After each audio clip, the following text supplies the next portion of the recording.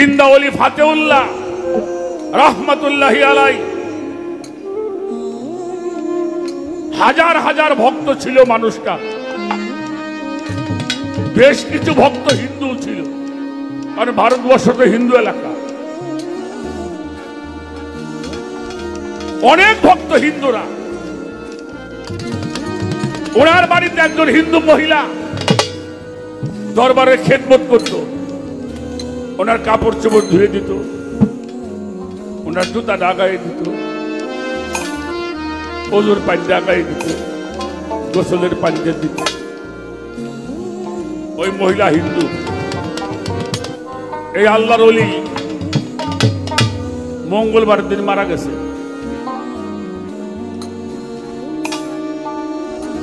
মঙ্গলবারে মারা গেলে হাজার হাজার ভক্তরা তো আসছে আশেপাশের লোকজন দেখার জন্য। দরবারের সামনে ওনাকে খাটিয়ার মধ্যে শোয়াই রাখছে। ওনাকে গোসল করানো হবে। ওই হিন্দু মহিলা ওনার মনে মনে টার্গেট, উনি একজন আল্লাহর ওলি, আল্লাহর একজন পিয়ারা মানুষ, উনি মঙ্গলবারে মারা যাবে কে?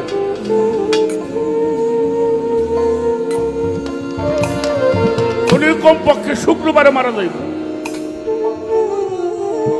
গয়না গ্রামের লোক যে মানুষটা কত ভালো রে, একটা জুমার দিন মারা গেল। ওই মহিলা ঘর থেকে বের হয়ে ওই খাটিয়ার সামনে দাঁড়াইছে। দাঁড়ায় বলছে, মিয়া मंगलवार में कैसा मरना है?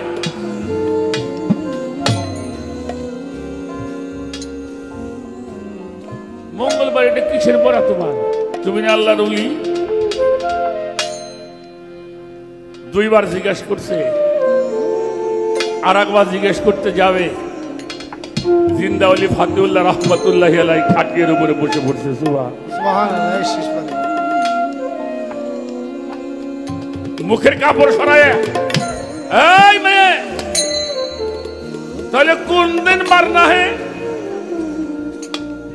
মঙ্গলবারে মরুম না, মরুম কবে? আরে সেবা করার সময়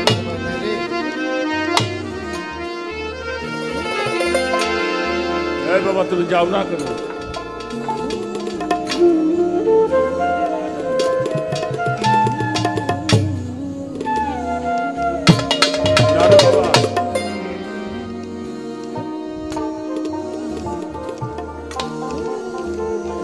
উনি বলছে, আহা মঙ্গলবারে মরবো না, তাই মরবো কবে? মরা মানসি কথা কর। কিন্তু উনি মুখের কাপড় সরে খাটিয়ার উপরে বসে জিজ্ঞেস করে, মঙ্গলবারে মরুম না, তাই মরুম কবে? ওই মহিলা বলছে, জুম্মে কাদি। জুমার দিন মরলে ভালো হবে। ওই হিন্দু মহিলাটার ধারণা জুমার দিনটা ভালো দিন। উনি খাটিয়ার উপরে শুয়ে বলল, যাও শুক্রবারে এসে আমার জানাজা করে দিও। তবে একটা কথা শুনে যাও, আমি তো মারা যাব, মারা তো যেতেই হবে। তোমরা চাইবে আমারে তোমরা দরবারের মধ্যে রাখবা, কত বড় একটা মাজার শরীফ করবা। তোমরা আমারে কোনো দরবারের মধ্যে মাটি দিও না। ভক্তরা বলছিল, বাবা কি করব? বললে যে আমার দরবার থেকে আমার মুর্শিদ কেবলার দরবার সৈয়দ আশরাফ জাহাঙ্গীর রহমতুল্লাহি আলাইহি, আমার বাড়ি থেকে আমার মুর্শিদ কেবলার বাড়ি যাওয়ার যে রাস্তা, ওই রাস্তার মাঝখানে মানে মাটি দিবা। ভক্তরা বলছিল, এটা কেমন করে হয়? কেন আপনাকে রাস্তার মধ্যে মাটি দেব? উনি বলেছিল, তোমরা জানো আমার তরিকার ভাইরা যখন আমার মুর্শিদের দরবারে যাবে,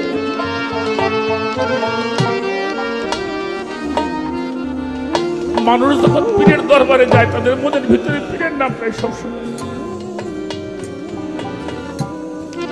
থাকে। ওরা যখন আমার মুর্শিদের দরবারে যাবে, ওদের হৃদয়ের মধ্যে আমার মুর্শিদের নামটা থাকবে। ওরা যখন এই রাস্তা দিয়ে হেঁটে আমার পীরের দরবারে যাবে, ওদের পায়ের ধুলাটা যদি আমার বুকের উপরে পড়ে, আমার এই জীবনটা সার্থক হবে। তুমি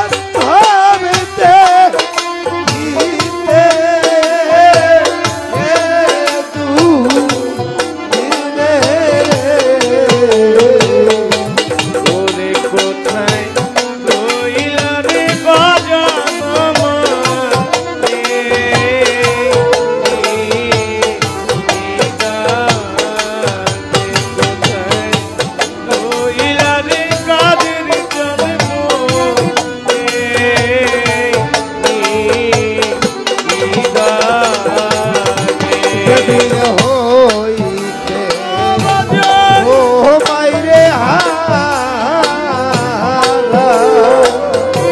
ও দরদি সমান আমার মা ভাই। ওরা ওরে যেদিন হইতে ও মাইরে আরে রাতের বাজার সমান আমার মা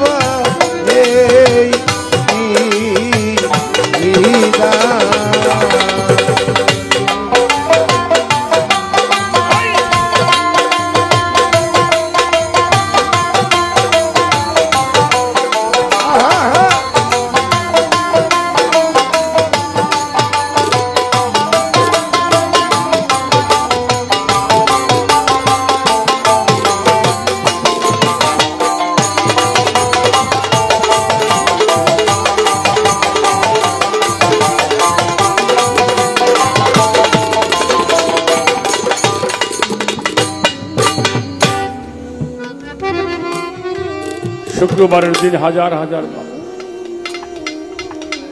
দুইটা দল হয়ে গেল। এক দলে তারা গোরস্থানে মাটি দিবে, আর ভক্তরা বলছে আমার মুর্শিদের ওসিয়ত এটা পালন করবে। দুয়ের মধ্যে একটা দ্বন্দ্ব সৃষ্টি হলো। ওইখানে একজন বুজুর্গ ব্যক্তি আল্লাহর ওলি ছিলেন, বলল শোনো, তোমরা ঝরকা বাদ রাখো, তোমরা একটা কাজ করো, একটা কবর তোমরা গোরস্থানে করো, আর একটা কবর করো উনি যে ওসিয়ত করেছেন, রাস্তার মাঝখানে তো করা যাবে না, পাশে করো। উনি আল্লাহ সেখানে নেওয়া হবে, উনি যেখানে শয় সেখানে রাখা হবে।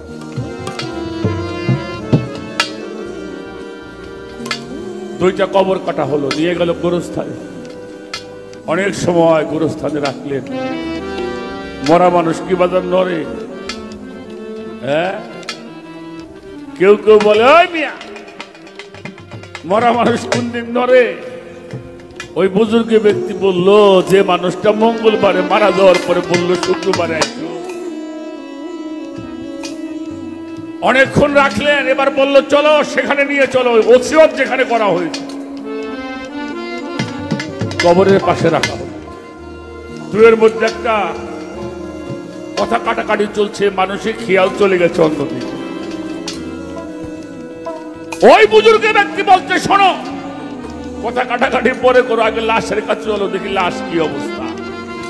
যে দেখে জিন্দা ওলি ফাতেউল্লাহ লাশ কবরের মধ্যে শুয়ে আছে।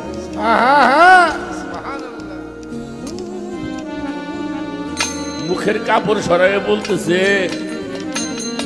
আমার জানাজা তাড়াতাড়ি করো, আমার রসুল আমার কাছে চলে আসছে।